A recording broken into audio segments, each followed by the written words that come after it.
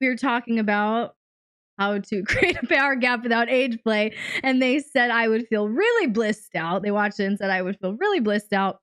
But at the same time, I would still be thinking, what about you? I want to do something for my dom. As bratty as I am, I still do love to please. The feeling you get when you do something special or put a smile on your dom's face and they look down at you and say, good girl, is also the best feeling. How can we, as subs, show our appreciation for our dom in ways that don't have to do with playtime? Do you see how she kind of polarized the two concepts of giving and receiving?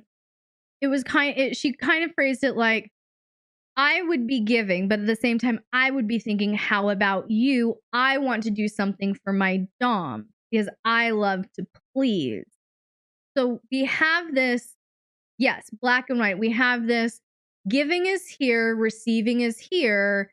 And if it's in this lane, if it's in this lane, if it's this lane, and I think they both go together. I don't think this is a question about tangible ways to show gratitude. I don't actually think that's the question. What I more think is there's confusion around the principle of giving and receiving or showing gratitude. And that's what I'm going to touch on in this question. So I already dropped that one-liner on you. If my dominant says I deserve this pleasure or reward, who am I to say that I'm not? So I feel like that definitely goes into this question. You know, if you have a submissive who is getting all kinds of good things in a scene from their dominant, they're feeling blissed out, then their mind pulls them out of that place and goes, well, what about them? What about them? What about them? How can I show them gratitude? How can I show them love? That's why I'm restating this one-liner here. If your dominant says that they want to give you pleasure in that scene, then who are you to say that they can't? And furthermore, if your dominant wants to bliss you out in a scene, you're kind of robbing an experience from your dominant by being so codependent that you're going in your head and going, oh my gosh, they're so good to me. And this is so amazing. I can't stay fully present. I want to give to them. You're going to rob from them the pleasure of seeing you blissed out. Because submissives, I don't know if a dominant has told you that, but that is often a very deep joy and a very intense place of dominant arousal.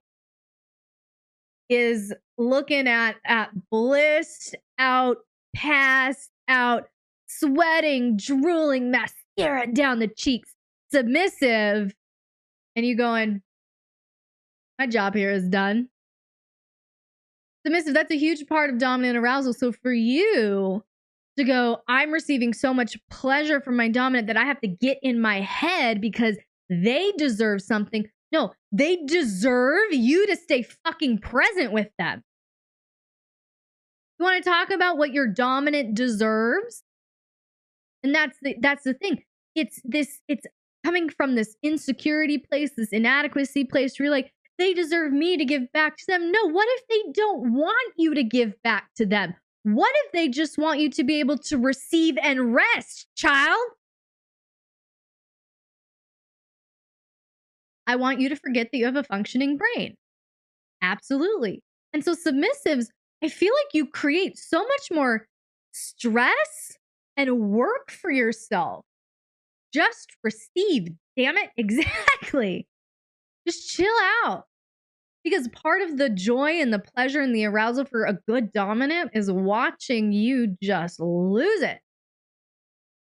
But if you're getting in your head, oh my gosh, I want to give to them. This feels so good. This is so amazing. They're so amazing. And I want to give back to them because I want them to know how amazing I think they are. You're just robbing all of the joy from the dominant. So that's kind of my first point here. The second point is gratitude is not about a lack of receiving, but an outpouring of worship from a place of overflow. I'm going to say it again. Gratitude is not about a lack of receiving, but an outpouring of worship from a place of overflow. How would you handle the guilt that hits later? Well, you gotta fight that guilt. You gotta process that guilt. Okay. So again, gratitude is not about a lack of receiving, and that's what she's saying. I'm receiving too much, so I need to show gratitude. It's not black and white like that. It's not about a lack of receiving. You don't have to get nothing in order to show your gratitude to someone. Is it clicking? Is it clicking? You don't have to be starved to show how grateful you are. You don't have to be neglected to show how grateful you are. You don't have to accept mistreatment or crumbs or scraps to prove how grateful you are. That is not gratitude.